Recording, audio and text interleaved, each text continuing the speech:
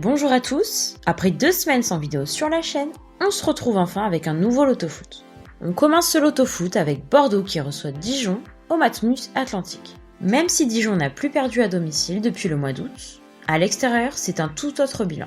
Une seule victoire, c'était en septembre face à Reims. À domicile, Bordeaux reste sur un 0-0 face à Marseille avec un niveau peu reluisant. De plus, les Girondins sont 18e au classement à domicile. On pourrait avoir déjà une première surprise dans ce match, mais le bilan extérieur de Dijon est tellement mauvais qu'on est obligé de mettre un double sur Bordeaux. À peu près la même physionomie de match avec Nantes-Metz, des cotes relativement similaires au match précédent. 5e à la mi-saison, Nantes entame cette 25e journée à la 12e place. Après 5 défaites de suite à domicile, toutes compétitions confondues. Nantes devrait récupérer des points face à Metz, qui présente un bilan à l'extérieur quasi identique à celui de Dijon.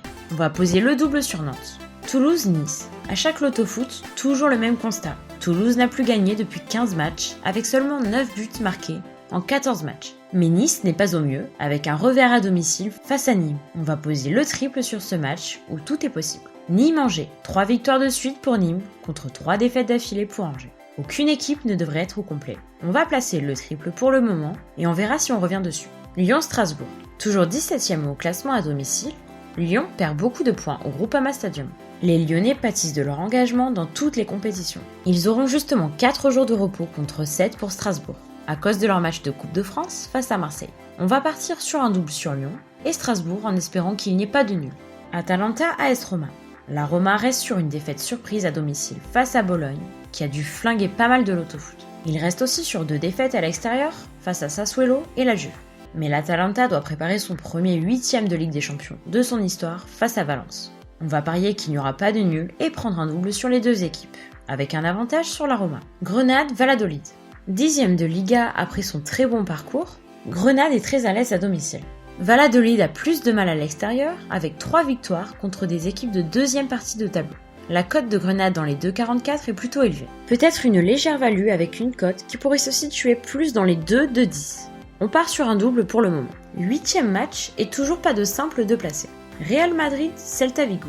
32 points séparent les 2 équipes au classement. 43 au goal average. Mais le Real a 3 matchs de plus que son adversaire en 2020.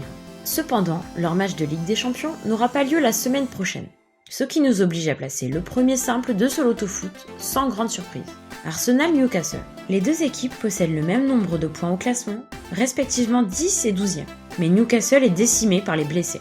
On part sur un simple risqué sur Arsenal qui n'est pas l'équipe la plus fiable d'Europe. Aston Villa-Tottenham. Tottenham a hérité de Leipzig en Ligue des Champions qu'ils recevront mercredi. 3 jours avant, ce match face à Aston Villa semble très piégeux. Aston Villa a réussi l'exploit de battre Leicester 4-1 en décembre. On part sur un simple risqué sur Tottenham qui n'a plus gagné depuis 6 matchs hors de ses bases. Lazio-Inter. Décidément, l'Inter n'est pas épargné par son calendrier avec 3 adversaires de renom à la suite. Milan, Naples et Lazio. La Lazio est l'équipe surprise du trio italien avec un point de moins que la Juve et l'Inter. La Lazio peut profiter de son élimination en Europa League en s'imposant dimanche, 4 jours avant l'échéance européenne de l'Inter. Avantage Lazio avec un double par sécurité. Brest-Saint-Étienne. On l'a déjà dit ici, Brest est pratiquement imbattable à domicile. Ils reçoivent une équipe de Saint-Étienne malade qui s'enfonce un peu plus dans la crise. Actuellement sur 3 défaites de suite en championnat, Saint-Étienne doit composer avec la Coupe de France jeudi. Les Brestois auront donc 4 jours de repos en plus face à Saint-Étienne. Saint-Étienne n'a plus fait de match nul depuis 16 matchs. On tente un coup de poker en prenant le match nul en simple. Reims-Rennes. Rennes s'est tranquillement défait de Belfort 3-0 en coupe mardi. Nul doute qu'ils vont tout faire pour conserver leur 3e place. Hormis Paris, Reims n'a perdu que 2 matchs à domicile cette saison. Un match où le triple serait le bienvenu. Et on va pas s'en priver. On verra après si on ajuste. Lille-Marseille.